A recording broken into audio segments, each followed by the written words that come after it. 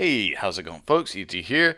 Today we're looking at the footage from this wonderful little cheap camera, the Sony Handycam, and it's the HDR CX405. You can shoot a max of about 1080p, 60 FPS, and I have mine set on the XAVC format, which is the best that's coming out of this thing.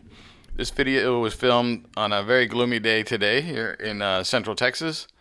So I wanted to show everybody what the footage coming out of this camera looks like when it's kind of overcasty, a little bit rainy. And you can get an idea for yourself if you think it's worth the, the couple $100, or if you get it used, maybe $100, a little over $100. What I'm going to do is drop a little music, and I want you to enjoy the wonderful driving around Austin, Texas on a gloomy day. Oh yeah, one more thing. I filmed this with my camera just sitting on my dash some of the time, but also you'll notice I'll grab it and pick it up. And do some handheld. I'll do a little bit of zooming while I'm driving. I'm actually not looking at the camera itself. I'm just kind of zooming. So don't worry about that. But yeah, just to give you a little idea of how the zoom look, how the image stabilization is, and all that kind of wonderful jazz. Okay.